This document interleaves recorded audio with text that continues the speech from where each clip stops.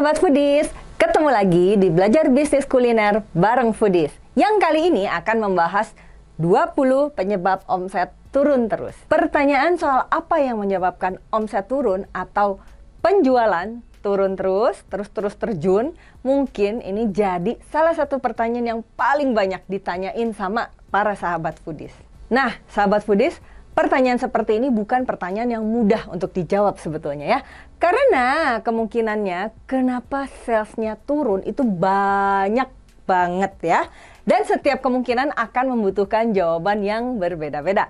Jadi penting banget untuk kita mencari tahu lebih dulu nih, kenapa penjualan atau sales kita turun terus. Baru deh solusinya bisa kita pikirin. Yang pertama, dari perspektif konsumen ya, kita akan bahas. Ada beberapa poin yang juga penting untuk teman-teman ketahui. Nah, yang pertama juga dari perspektif konsumen ini adalah konsumen bosen dengan brand kita. Nah, sahabat Foodies, bisa nggak sih sebenarnya konsumen itu bosen? Pastinya jawabannya bisa banget loh. Apalagi kalau produk yang kita tawarin juga banyak dijual sama pesaing yang lain.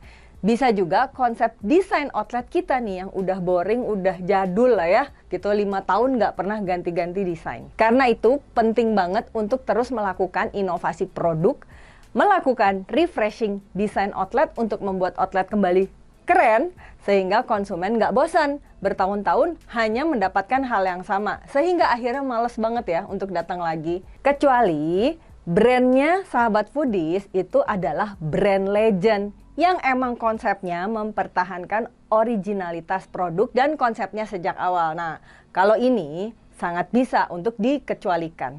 Yang kedua, masih dari perspektif konsumen ini ya, kecewa dan enggak puas dengan layanan yang ada.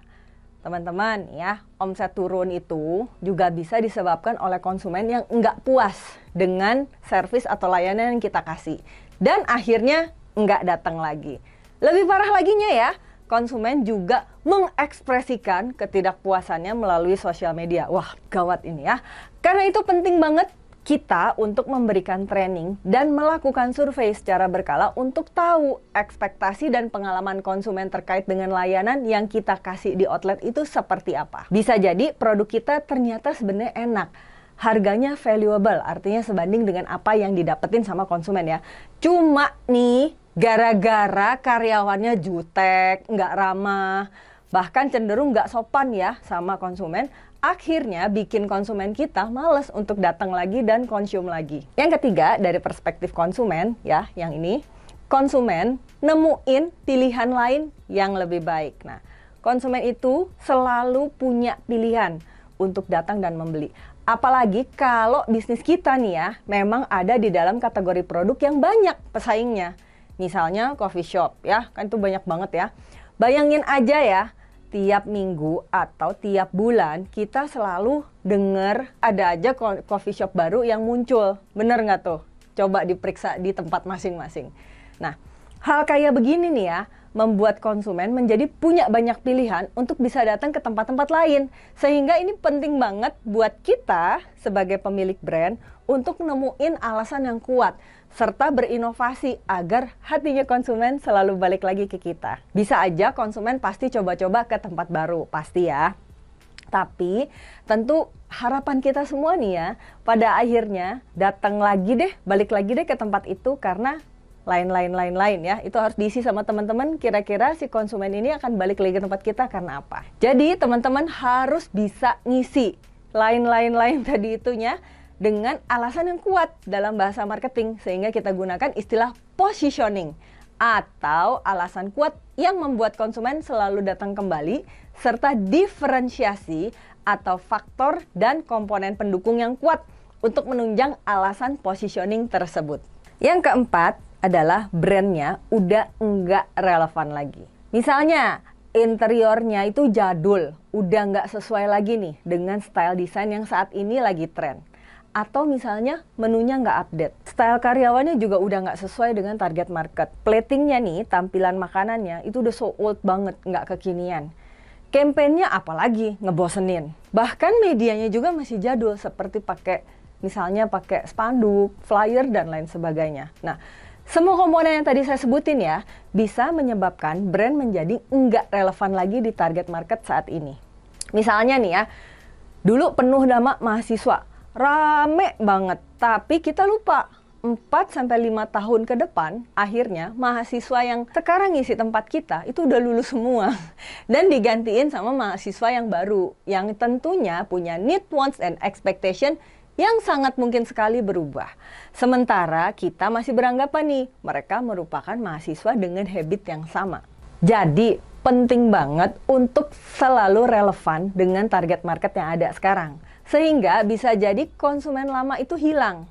Tapi kita tetap bisa ngejagain nih sales dengan mendatangkan konsumen yang baru. Tentu lebih oke lagi nih kalau konsumen lama dan baru tetap datang dan membeli. Yang kelima adalah pergeseran segmen konsumen. Konsumen lama itu udah bergeser atau hilang tanpa kita sadari karena satu dan lain hal. Bisa jadi emang udah pergi pindah lokasi. Habitnya juga udah berubah. Bisa jadi juga karena gaya hidupnya juga berubah dan lain sebagainya. Sebagai pebisnis, sahabat foodies jangan pernah melakukan atau menggunakan asumsi ya kalau konsumen itu akan selalu sama dan loyal. Yes, mereka itu berubah. Dan kalau kita sebagai pebisnisnya telat membaca dan mengantisipasi hal perubahan tadi, ya pastinya nggak aneh ya kalau penjualan kita turun terus. Yang keenam adalah gagal mengembangkan target market yang baru. Sahabat foodies nih, salah satu penyebab sales makin turun juga karena kita gagal menggarap dan ngembangin target market baru yang membeli dan loyal dengan brand kita. Kenapa target market baru ini penting ya? Apalagi memang tipe dari produk yang kita jual itu menggarap segmen tertentu. Nah, misalnya nih ya di poin 5 tadi, target marketnya misalnya mahasiswa. Nah, sederhananya aja sih sebenarnya ya, karena konsumennya bergerak, shifting ya, karena banyak hal. Misalnya dalam konteks mahasiswa, kan mereka mungkin udah lulus dan nggak lagi tinggal di lokasi yang sama. Karena tipe konsumen kita yang kayak gini nih ya, makanya udah jelas kita harus coba ngedatengin mahasiswa baru ke tempat kita. Dan untuk membuat mereka datang lagi ke brand kita, dan bukan brandnya pesaing ya, kita sebagai pebisnis juga perlu untuk ngerti, paham strategi dan program yang tepat untuk mereka. Yes, tentunya hal ini nggak bisa di-generalisir 100%. Ada juga banyak brand yang juga umur konsumennya memang panjang. Umur yang dimaksud di sini adalah CLV ya, Customer Lifetime Value ya. Dan target marketnya secara umur cukup panjang, seperti misalnya ya kayak warung nasi Padang gitu kan, warteg dan bisnis-bisnis lainnya. Tapi at the end ya, tetap kita harus bikin nih ya program untuk mendatangkan konsumen baru. Karena kita pastinya pengen kan ya sales kita stabil serta kalau bisa growth. Kalau kita lihat sekelas Kartika Sari aja masih juga kok melakukan kegiatan promosi. Kalau tadi kita ngomongin dari perspektifnya konsumen, nah sekarang kita masuk ke perspektif persaingan. Yang pertama, ada persaingan yang memberikan value lebih ya. Misalnya ya, kopinya harganya sama, tapi misalnya plating atau tampilan gelasnya ya, ini keren dan keren banget buat dijadiin konten. Atau misalnya tempatnya lebih keren, lebih nyaman, sama fasilitas internetnya lebih kencang misalnya. Atau bisa juga pilihan makanannya lebih bervariasi dan juga banyak pilihan yang cukup sehat dengan harga terjangkau. Atau bisa juga harganya murah tapi bisa nongkrong asik. Dan tentunya banyak lagi value lebih yang bisa dikasih sama pesaing yang membuat konsumen itu jadi bingung. Dan akhirnya malah pindah ke pesaing. Sehingga ya jelas aja ya ujung-ujungnya nih ya, omset kita itu turun. Dan sulitnya soal value lebih ini biasanya gampang untuk diikutin dan dibuat lebih menarik. Karena itulah ketika membangun sebuah bisnis, kita perlu banget nih ngebangun positioning brand yang kuat. Single statement tapi powerful. Contoh nih ya misalnya, yang paling legend lah misalnya Starbucks ya. Itu kan dia bilang bahwa dia adalah third place between home and office. Yang artinya kurang lebih gini loh, jadi ini tuh adalah tempat ketiga, jadi kalau kamu nggak ada di rumah atau di kantor, harus adanya di Starbucks ya. Contoh lagi nih ya, misalnya selain Starbucks, ada coffee shop misalnya ya, yang memberdayakan wanita. woman empower, sehingga kompetisi bukan lagi di berbagai hal yang terkait value lebih yang sifatnya mudah diikuti. Yang kedua, konsep dan desain yang lebih kekinian. Sahabat foodies, salah satu yang paling menantang dalam menjalankan bisnis kuliner itu adalah pesaing baru yang muncul dengan desain dan konsep yang lebih kekinian yang memang sesuai dengan selera target market kita saat ini. Apalagi unsur konsep dan desain itu cukup punya pengaruh besar seperti cafe dan coffee shop. Tentunya memang nggak semua ya teman-teman ya. Seperti misalnya ini kalau saya sebut ada kopi klotok misalnya di Jogja ya. Yang kalau kita nih konsumennya datang itu kan jelas ya karena produk dan suasananya. Justru kayaknya kalau dibuat kekinian malah hilang identitas utama yang bikin konsumen itu cinta dengan brand ini. Nah, kembali lagi ya, kita ngomongin ke bahasan desain dan konsep. Coba deh, sahabat foodies perhatikan brand-brand seperti Starbucks, McD, dan brand besar lainnya. Kalau diperhatiin ya, secara berkala, mereka itu selalu refresh kembali konsep dan desainnya. Nah, pertanyaan pentingnya itu buat apa? Kan mereka udah terkenal ya, gitu kan. Tapi konsumen udah tahu dan loyal juga ya, jadi ngapain? Tentu saja karena konsumen itu bisa bosan. Ada konsumen baru yang juga perlu digarap, sehingga akhirnya perusahaan itu bisa berkembang dengan sustain. Yang ketiga adalah pesaing yang sangat agresif dengan modal yang sangat besar. Muncul pesaing yang sangat agresif dan kapital atau uangnya banyak banget juga, itu bisa jadi menyebabkan sales kita jadi turun. Apalagi misalnya pesaing tersebut melakukan bakar uang untuk bisa menciptakan traffic, terlepas untung atau rugi. Hal tersebut belakangan, yang penting konsumennya datang. Cicip dan ternyata value yang diberikan klub dengan konsumen, maka harapannya ke depan mereka bisa loyal tanpa ada embel-embel diskon dan lain sebagainya.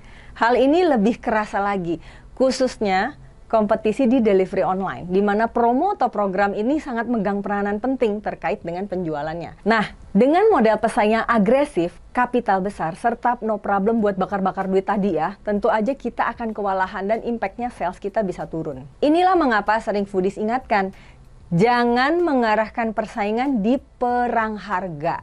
Kecuali bisnis model yang sahabat foodies lakukan memang disiapkan untuk perang harga itu. Arahin persaingan itu di brand. Kenapa?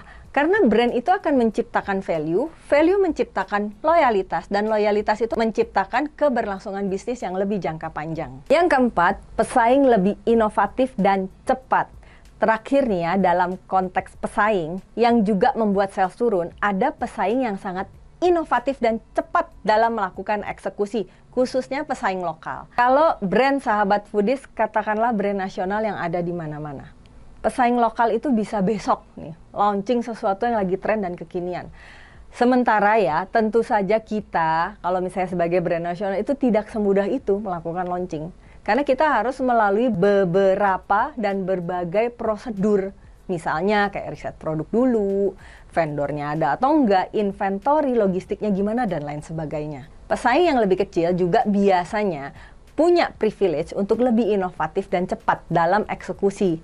Karena masih mencari bentuk, struggling dengan traffic, sehingga bagi mereka, inovasi dan kecepatan itu adalah kunci. Dan ini tentu merepotkan buat kita, karena mereka bisa memberi dampak terhadap sales kita, jika kemudian momentumnya pas dan tepat. Bagaimana dengan pesaing yang besar, inovatif, dan cepat? Ya, makin ribet deh urusan kita ya. Sehingga kunci untuk terus mempertahankan sales itu agar tidak turun dan bahkan bisa naik adalah juga menjadi inovatif dan cepat. Kalau tadi kita udah ngomong dari perspektif konsumen dan pesaing, nah sekarang kita mau ngomongin dari perspektif internal perusahaan. Yang pertama adalah manajemen cash flow yang buruk. Apa nih hubungannya cash flow sama sales? Tentunya banyak banget hubungannya ya, gitu. Misalnya nih, nggak ada budget buat promosi, salesnya jadi turun ya. Kemudian misalnya nih, bahan bakunya kosong, nggak ada, konsumen jadi kecewa, tentunya salesnya jadi turun juga. Atau misalnya gini, karyawannya saya kurangin aja nih, nah ujung-ujungnya apa? Level servisnya jadi lambat, salesnya turun juga. Atau misalnya outletnya udah jelek, udah kumuh ya, udah kusam, karena nggak ada budget renovasi. Konsumen bosen dan sales jadi apa? Emang naik ya? Pasti turun lah ya akhirnya ya. Jadi sahabat foodies ya, hati-hati soal cash flow ini. Judulnya wajib, kudu, mesti, have to belajar soal cash flow management. Sehingga kita tidak terjun ke dalam banyak masalah gara-gara cash flow. Dan ini yang paling penting ya, jangan salah. Omset itu bisa baik-baik aja. Tapi kalau kita nggak paham dan gagal dalam mengelola cash flow perusahaan, bisa jadi dalam posisi bahaya tanpa kitanya sadar. Yang kedua, suplai bahan baku yang tidak stabil. Sahabat foodies, bahan baku yang tidak stabil atau bahkan tidak tersedia ini juga bisa jadi penyebab sales bisa turun, baik dalam jangka pendek maupun jangka panjang. Misalnya, dalam analisa menu kita ya, ada menu star. Nah, tiba-tiba nggak ada. Menu star itu apa sih sebenarnya? Menu yang memberikan kontribusi omset besar, profitnya juga besar, dan juga menu ini disukai sama konsumen kita. Nah, sahabat foodies bisa bayangkan, gimana kalau menu star ini bahan bakunya nggak ada dengan berbagai sebab. Misalnya ya, karyawannya lupa order bahan baku, atau salah forecast kuantitinya, barangnya kosong di supplier, atau supplier nggak mau kirim karena belum dibayar misalnya. Atau bisa juga bahan bakunya itu rusak di pengiriman atau penyimpanan. Apa yang akan terjadi? Dalam jangka pendek ya jelas salesnya akan terdampak. Jangka panjang ini lebih serem lagi. Konsumennya jadi kesel, menu favoritnya sering nggak ada, sold out. Ngomongin sold out ya. Yang pada akhirnya membuat mereka nggak lagi loyal karena tiap kali gue mau beli menunya nggak ada mulu. Yang ketiga, kualitas SDM tidak terjaga. Sahabat foodies, bisnis kuliner itu bisa dikatakan bisnis manusia ya. Ini adalah bisnis tentang mengelola SDM untuk melayani konsumen. Sehingga kualitas SDM itu menjadi sangat penting. Bagian servis ini penting karena langsung berhadapan dengan konsumen. Bagian dapur juga penting karena mereka menyajikan makanan dan minuman yang akan dikonsumsi oleh konsumen. Bagian sosial media juga penting karena mereka yang akan melakukan engagement komunikasi dengan konsumen di sosial media.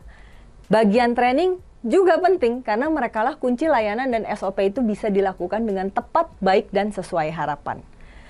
Bagian procurement dan pembelian penting juga karena mereka yang menjaga kualitas bahan baku dan ketersediaan tepat waktu sehingga konsumen bisa menikmati produk kita sesuai dengan harapan mereka. Dari semua poin yang udah tadi saya sebutin, udah pasti sales kita akan terus turun jika kualitas SDM-nya nggak terjaga. Dan masalahnya ya, inilah salah satu penyebab yang punya kontribusi terhadap penurunan sales. Terus aku kudu piye? Aku harus gimana ini? Nah, siapkan sistem rekrutmen, training, manajemen, kontrol, dan evaluasi karyawan yang kuat. Berinvestasilah di orang dan teknologi agar bisnis kita bisa terus tumbuh dan sustain.